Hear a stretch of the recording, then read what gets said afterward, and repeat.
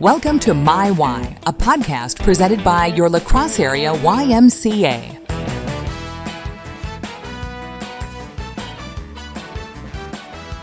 Talk about, it seems like everything. It seems like you've got everything in here, Trevor. There might be every single topic. I'm so sorry. I've got a lot of history. Favorite I might have put every single thing out. favorite breakfast food, earliest childhood memory. I mean, it's pretty extensive. So, I was never a Y kid, though. Never Okay, went to that's- summer camp, so that's something that is probably worth bringing up. And I can Yeah, talk about yeah. my introduction to the YMCA, which was 4 letters essentially, and a summer camp that I just volunteered at. So. My shoelaces are tied. That's the biggest thing. My wife is like, tie your shoelaces. Like, okay, well, I'll try my best, honey. hey, welcome to My Y. I'm Ken Cooper, and today we're going to get to know a guy very well, actually. We're going to get to know Tony Ayala, and my first interaction with Tony was when I asked him how to pronounce his name, and he said, it's like Ayala lot. So I like that. I think we're going to get along pretty well. We all live in Ayala submarine. Yes. Yeah, oh yeah, there's all sorts. So Tony has about as well-rounded and all-encompassing a relationship with the La Crosse Area Y system as anybody possibly could. Some of the very few things that we talked about before, you've run summer camp, you've worked the front desk, you've worked with basketball, you have 2 kids. They use the Y Watch childcare. Your kids are apparently in everything. So you definitely have a unique perspective on the La Crosse Area Y. So welcome to My Y. Well, thank you, Ken. This is great. A great opportunity to be able to tell the story of the YMCA as a whole nationwide, but also what we have in La Crosse is spectacular. Yeah, while we've been doing this podcast, I've been learning that the La Crosse Area Y system is unique in Wisconsin and all around. So, and I think you are probably a big part of what makes it unique. What I see is really interesting too, because you can go into a Y branch and not see bustling, you cannot see community, but these locations that we've been associated with on Alaska and La Crosse, I think one of my favorite things to do is when I bring my kiddos to each of the branches and we have Y Watch until noon. I go at like 10, maybe 2 hours worth of Y Watch. And you see the community sitting and playing cards. You see the community sitting and just talking and drinking coffee. It's really neat. Just that lobby area is just a wonderful place in both locations. So, well, you're not from La Crosse originally. Yeah, You're I'm from Madison. Okay. So tell us a little bit about that. Were you a part of any Y programs when you were a kid in Madison, or? Yeah, for me, it was mostly youth, like city youth community sports. So that's where I was like most introduced to the things that would be associated with the Y. But the wrestling programs that I worked off of were not YMCA related. And that's where I really found my heart and soul through sports and athletics. And I can tell you, when I ended up graduating high school, and I had a bunch of friends that were disappearing every summer of my high school years in my high school life. These friends would disappear for 1 or 2 weeks at a time. And be like, where are you guys going? They're like, oh, we're going to camp. And after these conversations with them, I started realizing, I was like, this camp thing, I'm interested. What's going on? I graduated high school, and they said, you know what? You should interview with the camp director. Come and volunteer a week. And I said, okay. Well, I did. The information never got back to me, so I just was never actually invited to volunteer by this camp director, who is one of a dear friend of mine. And I ended up just showing up to staff training. They did a background check on me. They took my information. I learned how to be a camp counselor with my friends who just drove me in. And then I showed up for 1 week, stayed 7. And it just kind of turned into a situation for me before college. It was like, I love this. Yeah. I'm the oldest of 6 kids. I have just a desire to just hang and play and enjoy myself. But also I can see the kids, they show up on a Sunday and they leave on a Saturday, and you can see them grow in that short period of time. And this is a YMCA camp that's been around since 1896. Wow. So in southeastern Wisconsin. So yeah, that's my introduction to the YMCA. Was not as a Y kid. It was literally the first year of my life as an adult, finding the YMCA through a summer camp program. And actually, I think you learned a pretty good lesson too, is sometimes you just have to just show up. And get the ball rolling. And I can tell you, there about 2 days after staff training started, the staff members who were in charge of like the staff list, they were like, "This guy's not on our list." And eventually, they were like, "Tony, are you going to be on staff? Are you going to be a volunteer?" I was like, "Well, funny story." And all of a sudden, I just kept showing up, and it worked out really well. And that relationship that I built during that initial opportunity was really, it was ingrained in me. It was ingrained in the community that I was building, the friends that I was making. And then all of a sudden, it ended up going 1 year to 2 years to 3 years. My summers were there. And after extended period of time, I was there year round. And then I became like in charge of the junior counselor program, and then in charge of the staff. And then essentially I took the role as a camp director. And I took it as an opportunity, but at the same time, I was still, as a human being, growing. And so I had my challenges and my struggles, and I was able to find life when I was working for the kids. And I think that was the biggest thing for me, was somebody always has to be thinking about the kids. And that at this camp and in this community was the goal and the source of all the energy that I was able to put out. Wow. And then you moved from Madison, and you moved eventually to La Crosse with your family, correct? Yeah. Or were your kids born in La Crosse? No, my daughter, Elliot, she was born in Madison, right in the heart of COVID. In that summer of COVID, that essentially allowed us to like my wife and I spent the entire time raising her for a full year, and it was spectacular. We had little access out. We had a lot in, and it just allowed us to have a really good first child experience. And then in 2021, my wife and I bought a old house in La Crosse, right on the edge of campus. So we have neighbors that are students that are there for 9 months out of the year. They have a good time. We love them dearly. And then they disappear for the summer, and the whole street's quiet. So it kind of turns into a community for us that we know our friends, we know our neighbors, and our kids just are always just capable. And when we go on walks, we get to see all of the heart of La Crosse, which was nice. So when you came to La Crosse, how long did it take you to get involved with the Y system here? So I think it was pretty soon after, and my wife is the smarter one of the two when it comes to parenting. She's always aware. She and I have a calendar that is filled with all the activities that we do, and if I don't have it on the calendar, I'm definitely going to miss my appointments. And so for her and we realized that this is important for us to get our kids involved.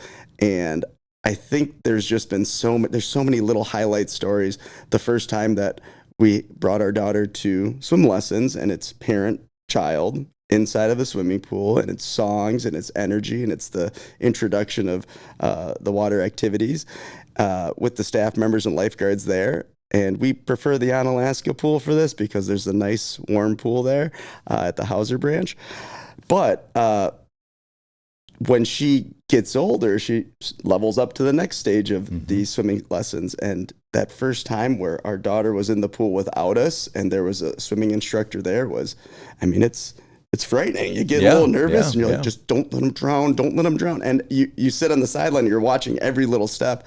And when they start growing and they get a little bit better and they get a little bit better, and now my daughter's jumping off the diving blocks, and I'm like, oh my gosh, she's doing it. She's this close, to Just swimming. One warning for you, the kids will continue to grow. It's going to keep happening. And it's fast. Yes, it is very fast. So like I said, you've got a unique perspective on the Y since you just showed up that one day. What do you think people don't understand about the Y? And how it works and what it provides to the community? So there's so many things about it. It's a machine. It's a machine of people that are committed to making the community better. And it starts with the front desk staff. And that's something that I was able to do at the La Crosse branch, at the Dahl branch, years and years ago. And I think it was 2008, 2009. And for me, that opportunity to give people tours, to say hello, to greet them, to make them feel good when they walk in, to have conversations with them when they're leaving. And they may have 5 minutes to talk, and all of a sudden I'm talking to a member, and it's like, hey, we're friends now. I'm behind the desk, obviously doing work, getting paid for it, but I'm really interested in your story, or these dots need to be connected. And I think that people don't understand that it is a wholehearted community any person that walks into the YMCA's, it's a community, it's friendship, it's family, and it's you look out for those people because you see them at the grocery store, you see them at restaurants. And as a person who is terrible with names but really good with faces, I've seen people that I like would check in 15 years later now, 20 years later, and I'm like, oh my gosh, that's the same person. They're older, just like me, and I wonder if they recognize me. And so every so often, and my 5-year-old daughter hates this, I say, do I know you from somewhere? And they say, oh yeah, and we start connecting. I was like, I worked the front desk at the Y years ago, and they're like, oh my gosh, I haven't seen you in forever. How you doing? And my daughter's pulling my like, Dad, we gotta go. But that's just the kind of the way that the community is built. So I think that people don't understand the opportunities inside of that bubble of a community, with access to Y Child Watch, with access to the activities, with access to the events. There's so many good avenues to broaden your horizon and what you understand what life can be, and that's what happens at the Y. Does that sense of community go through the staff as well? I mean, what's that? What are the people that I would think everybody that is working at the Y is there because they want to work at the Y? Yeah. Oh, and there's some perks too. I think you get that membership discounted or for free, and that's wonderful. That's really nice because especially if you're a student, which a lot of the staff are students, some that work at the front desk, some that are leading swimming lessons. It's a good job that doesn't require you don't really take anything home. Like you're not having to do extra work or think about like the next project. Like if you're doing swimming lessons, you're working with those kids in the moment. And when you're done, you get your leisure time, which is really important for anyone who has a job. And I think that they all understand that, especially if you're working with kids, you have to understand that. If you're not going to be very good at your job. But the community building, and if you're leading a dance, my daughter also does dance, and if you don't get those kids interested in dancing around and understanding what's next, you're going to lose them. And there's 8, 9, 10 of them. You're going to lose all 10 of them, and it's going to be chaos in the dance studio. And so it is beautiful to see a teacher gain the attention of the children in such a way that it is another step towards success and the feeling of, hey, we accomplished something. And with dance in particular, you go to the end of the season or end of the session live performances, and you get to see the array of the littlest of littles on stage. And then you get the adults that are doing the dance performances all throughout that entire age bracket. You see really cool stuff. Right. My daughter was in the dance program, and now that she's a teenager, she does not like it when I show her pictures of her little tutu that she was in and things like that. But I think secretly she has very good memories. Yes, As much as you love the Y, you love being a dad. I get that feeling. You do. Most definitely. Tell us a little bit about your kids. I know you have 2 kids. Yeah, I've got a daughter, Elliot. She's 5, and a son, Javier. He's 3. And to kind of interject something that's important when it comes to children, you don't know who they are until they become that. And when they become that, they change to something else. And it's just, you got to find them at the right time and plant the right seeds so that when they decide to change into whoever they want to be and whoever their personality is going to become, that those seeds start to sprout. And with my daughter, Elliot, it's ebbs and flows. There's times where it's very challenging. It's like, oh, we got to get dressed and we got to get ready to get out the door for the Y, because if we don't get there in time, we won't find a parking spot, and we got to be able to park closely so we can walk with our brother. And I'm a taskmaster when it comes to that. If I know I have to be at the Y at 5 o'clock, I'm going to try to get there at 4:30. And if I have the opportunity to sit down at the table and eat a snack with my kids for 10 minutes because we're early, that's awesome. And Elliot understands that my son Javier, he's obsessed with a couple of things: letters, numbers, and elevators. And luckily, our branches provide access to people with disabilities with our elevators. And if Javier has a good time at gymnastics or at swimming lessons, he gets to ride the elevator. And we go up, and he walks in. He's like, elevator. We go walk up to it. We press the button up to level 2. We say hi to the staff up at the workout facility. And then we go down to B, and we walk up the stairs. It's just a wonderful time, and it's a pleasure for him to really experience that. He's a kid that wears blue glasses, and in the middle of winter, he's got a big fluffy hat on. And there are so many times when Y members are like, oh, that hat is so cute. I love his glasses. Oh, he's such an adorable little guy. And for me as a parent, I mean, it makes you warm and fluffy on the inside. Javi is also a kid that has a very rare genetic disorder. This syndrome he has is called no block syndrome, and he's on a trajectory that if all things go well, he'll have poor vision with correction with lenses. If all things don't, he may end up in a situation where his sight is depleted to the point of blindness. And my wife and I were ready for that.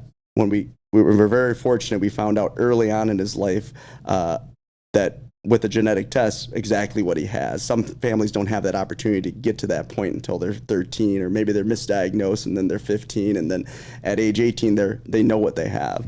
And there is some comfort in the fact that adaptive programming is available at our YMCAs. There are things that are available to us because the Y said it's important. And that's really, really, really makes me very proud of our city and our organization to do that sort of thing. Yeah. It sounds like every member of your family loves. Does your wife ever get a chance to come to the Y, or is it? She does. She works out, and she likes to work out. She likes to do the steam. She likes to sit in the hot tub. There are things that she enjoys doing that are important to her. Her community is really, we have got a lot of friends in La Crosse. That's one of the reasons why we moved here. And when she goes, she knows that she can drop off our kids at Y Watch, and she can really focus on herself. And I think that's really important, especially because she is the breadwinner in our family. She works from home, and she's in front of a screen for the vast majority of that. So getting away from that's really nice. She will bring her iPad, and she will play some online games with friends as well, which is also fun, and another way to experience your multiple mile running experience on the treadmill. You can play a game while you're doing that. But yeah, I think that every one of our family members has access to the Y in such a way that when we check in, we know what we wanted to accomplish. And for me, last summer was really where I upon my wife's recommendation, she said, it's summertime. There are things for us to do outside with the kids. There's things for us to do inside with childcare, especially with Y Watch. And I was doing a lot of development of an organization, which I'm a co-founder of, called Bubba's Fund. And we kind of launched the idea in May of last year. And then all summer long, we were planning for our launch event in August. And there were days where I was working way more than I was expecting to work, but I always knew I had 2 solid hours a day if I wanted to, when it came to like getting in front of the computer, doing work for Bubba's Fund, and creating all the things that we wanted to create. And I had 2 hours of care at Y Watch, and that allowed me to get this sort of thing done. And I would say it was successful, and without Y Watch, Bubba's Fund probably would not have raised $70,000 in its first iteration of a launch. Bubba's Fund would not be capable of saying that we funded 10 AEDs in our community, automated external defibrillators, in the memory of Charlie Lonning Weber.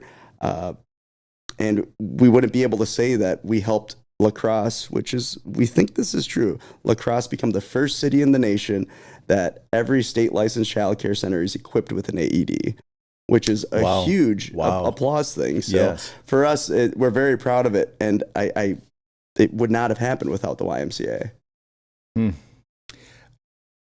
You're obviously a very active dad with your kids and at the Y. Are you seeing more dads become involved with their kids at the Y? Oh, I'm so fortunate. When you sit next to somebody and there's kids on the court and they're playing soccer, and all of a sudden they switch over and they're playing softball, and all of a sudden they switch over and they're shooting hoops, and it's a part of a program, you eventually say something to the person next to you, and then you find out, oh, you got commonalities, and you become like dads at program. And it is nice to be able to see that. I know that as a dad and parents as a whole, there's no right way to do it. But if you see someone else having a struggle and you say you can help, or they see you having a struggle, you can say you can help. It can be as simple as, hey, let me grab your bag for you. You take care of the kid, I'll grab your bag, make sure you're ready to roll. That sort of thing happens all the time. And I think it's just another aspect of why the Y is so important, because you feel comfortable amongst the people you're around. You know, we've talked in the past on past episodes that concept of your third place, I really get the feeling you live that, don't you? Yeah, there are times when it just feels like it's time to go to the Y. Sometimes dad or mom needs a break. Sometimes the kids just need to get out and interact, and it's a third place for them too. They know the Y Watch is it's a place where they go, and it's new toys, it's new activities, it's new people, but it's also commonly a lot of the same friends that are doing the same thing. And all of a sudden you run into the people that you've seen at playgroup or you've seen at the parks, and they know each other. The kids know each other. And so it's a third place for them in such a fun way because they're kids and they're running around, and we cart them around. We take them out of the car seats and we put them where they need to go, and they enjoy themselves. So yeah, it's a third place for me, certainly. Do you ever think about even 20 years from now and the Y being a part of their lives? Oh yeah. We just signed Elliot up for day camp through the lacrosse branches here. And so she'll be experiencing that for the first time. And she'll be entering kindergarten and hopefully doing the before school, after school program as well. And so I think that is going to change her perspective of what the Y is, because most of her Y experiences have been in the facilities, and these ones will be at Emerson School, for example. So it'll be a little bit of a change, but she knows her letters now, and she sees the Y. She sees YMCA on shirts and stuff. And she's going to recognize that the staff that are working the camp this summer are going to have YMCA branded shirts on, and she's going to connect the dots. Yeah. And that's really neat, because at this point in time, the only times we've been outside of the Y for programming has been last summer we did soccer. And I remember first time we went explaining to her, oh yeah, this is YMCA soccer. You'll see the staff wearing YMCA apparel. And at that age, I don't think she fully understands it. I think this summer she'll totally understand it. So I know your kids are learning things like swimming and dance and things like that. What do you think they might be learning? Like you said, your daughter connecting the dots. What are they learning that's a little bit less tangible, that isn't a specific program, but just sort of part of the experience at the Y? Yeah, I think the element, and they're introduced to the sports and athletics right now. That's where we're currently doing. And I think that the coaching aspect, the mentorship aspect, the educator aspect are all very important things to understand. And you get that from school, but you also can get it any Y program that's out there. Everyone that's participating as a volunteer or as a paid staff member of the Y who's working with kids, it is a teacher student experience, coach athlete experience. And the fact that I continue to tell my daughter, you can be a leader at any point in time, and all you have to do is just stand, put your hands to your side. At 5, it's really stand, put your hands to your side, or sit crisscross applesauce and put your hands under your legs, so that you can show that you're listening. And the kids around you, if they're not listening, everyone's growing at different rates. But if they see you doing that, it might make it easier for them to do that as well. And that's leadership. And leadership is really a key factor for kids' development. And once you understand that you can influence the person next to you, that's a skill that is not easily taught, but once you understand it, you're there. You know, we started the conversation talking about your unique and very well-rounded perspective on the Y. Are you able to just sort of put it all together into a thought that you have on the Y, or a feeling you're feeling about the Y? Yeah, I think when it comes to me as a person, I never expected to be a father. Like, I never wanted to be a father. I knew I was good with kids, but at the summer camp realm, I was able to take them in on Saturday or Sunday and send them off with their parents on Saturday. It was very transactional. Like, when the kids were with me and I was supervising them, they had my whole heart and commitment. But when they hand them off back to their parents, I don't have to worry about them anymore. And I think for me, the thing that the Y introduced to me was that I'm good at something. And it doesn't have to be anything in particular, but for me, it was the fact that I was good working with children. And that opened so many doors for me, because I realized that if I'm working with children in a summer camp setting or school-age childcare setting, I can take them from being frustrated or angry or challenged to a moment of them smiling and them feeling good. Do you, if it was a moment, do you remember that moment when you realized I'm good at something? I'm good at this. Yeah, I think they're one of those kids who are struggling or have challenges or are just not fed or not well rested. You can see that, especially in the summer camp setting. And I remember one scenario, and this is a YMCA summer camp, and I was realizing that I had a huge toolbox to work with any child, and I could pull out the hammer and figure that out, or a screwdriver. I had all these different approaches, and there was one kid who just didn't want to go to breakfast, and this kid just leaned over and put his hands on his thighs and just kind of had his head down. And I was like, dude, you can stay there as long as you want. I'll stay here with you. I'm going to talk to you. We're going to converse. We're going to figure out something that we're good with. And this is probably an 8-9-year-old. And eventually, after we sat and went back and forth for about a half hour, this kid rose up and happily walked to breakfast. And I was like, let's go, man. We're going to enjoy ourselves. Yeah. I'll sit with you. We'll continue this conversation. And you saw that kid that was maybe on a Monday or Tuesday after the first day. On Wednesday, Thursday, that kid was completely different. Mm-hmm. And I felt like, I don't know if I had a little magic pixie dust or what, but it just worked out. So I was going to ask, what do you think you gave him in that half hour? That one day. Kids really just need attention sometimes, and they need to understand that it's okay. And even if they're in a position where it is not likely for them to get out of it without having somebody yell at them or punish them, I think that's the moment where I was like, I'm not punishing you. There's nothing that's wrong. You're having a bad morning. That's okay. People have bad mornings, and I'm just going to get you out of it because the bad morning can turn into a bad afternoon to a bad night, but you don't need to do that. Yeah. We're in a safe spot. We're in a happy spot. This is YMCA related activities. Let's go. I think grown-ups could use some of that too. I think we need to remember those things too. Maybe you can start working with grown-ups too. Yeah, maybe. Well, those kids, it's funny. After the years of working with kids at a YMCA summer camp, I would introduce myself as, you got my last name right. The kids don't know my last name, but they knew Tony. Oh, and that's ridiculous. Okay. And even when I started in 2003, I still run into people every so often. They're like, Tony? And I'm like, yeah. How do I know you, from camp or from the front desk or from and it just kind of worked out that way. But yeah, there's so many cool, I've got just a plethora of stories about this sort of thing, and it's fun. And I don't think about it all the time, but when I was invited to join you, I had to go through the Rolodex of stories and the Rolodex of people and everyone that's influenced me in a way. And it's like, oh my gosh, the why literally formed my life. And I didn't really think about it until just recently.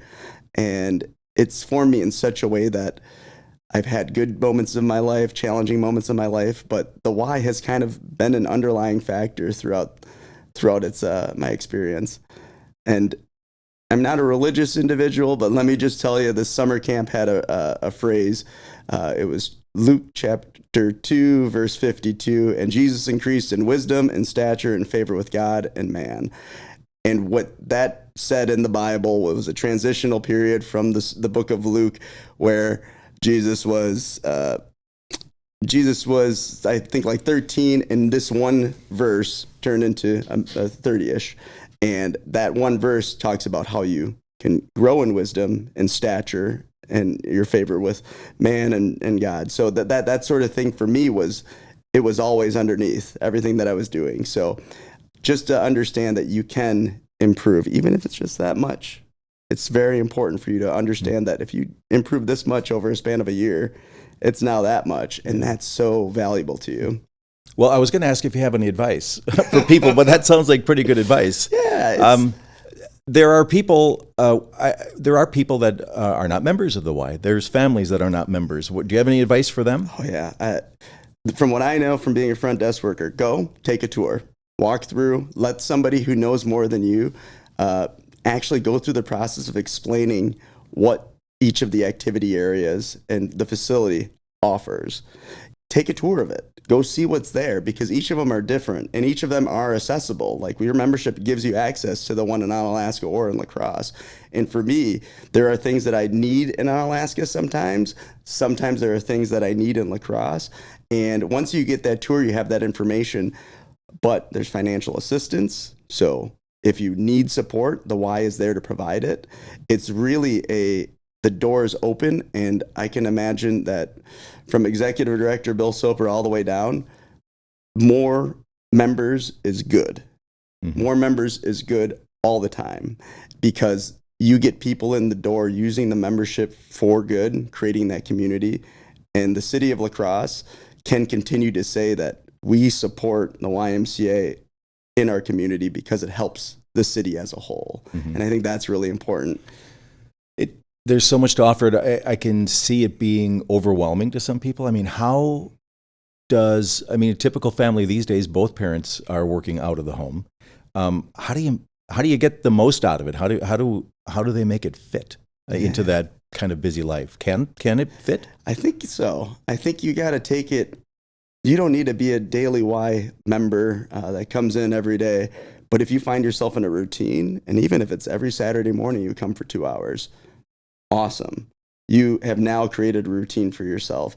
And I remember working the front desk and realizing January 1st, all right, we're working the front desk. This is going to be the busiest time of the year, because everyone who has had their New Year's resolutions is going to walk through this door, and they're going to work out as best they can for as long as they can, creating the best routine for themselves.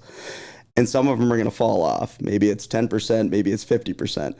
But during that peak time, it's also crowded. It's also challenging to find a parking spot. But if you can create yourself a very reasonable schedule and put it on the books that I'm going to try to go once every other week, or once you start doing that, you start realizing the benefits of it. And all of a sudden you run into somebody you recognize, you become friends with somebody that you recognize at the front desk, or even just another member, and you sit down and you meet somebody and they invite you to your table, and you sit down and somebody walks by you and sees you with your kiddo and says hi and good morning. Oh, it's good to see Javi. Or the custodial staff walks by and is like, oh, I know Javi. He's got the glasses. Or Elliot, oh, she's doing well. Yeah, she's about to enter kindergarten. And you're talking. You don't have to be an extrovert. You can be the person you want to be at the Y. And if you want time for yourself, you can take that. And if you have the opportunity to meet somebody new, it just solidifies all the good that the Y can do. Has the Y made you a better dad, do you think? I think I was on the trajectory to be a really good dad, whether or not I was going to have children.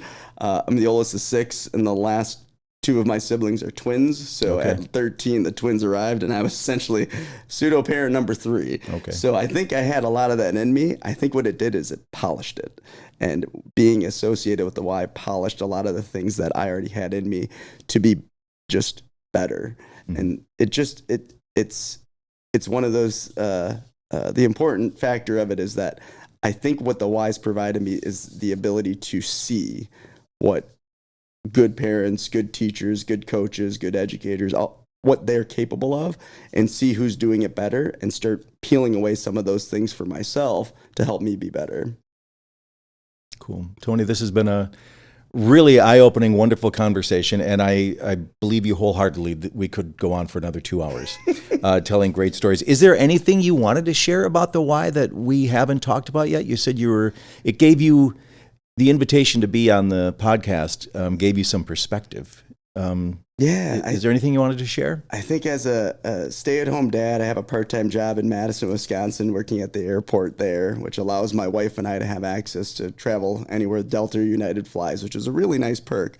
But I think for me, the thing that I've realized the most is that I'm entering a situation in my life where my wife works from home, my daughter's going to be entering kindergarten, my son's going to be going to preschool in the fall as well, and I have an opportunity for myself to grow, and it sounds selfish, but the fact that my kids are going to do their thing, I get some time to myself to grow, and that's really invigorating.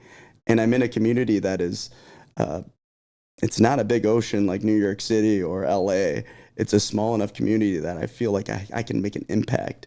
And when it comes to the YMCA planting the seed in my head last summer that I can do more, now I'm thinking I can help our 1,300 nonprofits in La Crosse County get this much better. And if I can help each of them, or even 10 of them, get this much better, all of a sudden, La Crosse gets this much better. And that's empowering. And again, I think it's kind of rooted in the fact that the YMCA planted that seed in me last summer when we were creating Bubba's Fund. So I'm I'm all. If anyone needs a shout from the rooftops of the YMCA is a great idea, you let me know which rooftop you want me at. Okay. All right. Well, Tony, I know the Y is very proud and excited to have you and your family as members, and I think the whole community is lucky to have you living here. So thanks for eventually showing up in La Crosse. Thank you. Appreciate it. Get your Y membership. Support the Y. Couldn't have said it better myself. That's going to do it. Tony, thank you so much. Thank you, Ken. This has been another episode of My Y, and we look forward to our next conversation. We hope you've enjoyed My Y. Keep living healthy and strong with the La Crosse Area Family YMCA. See you next time.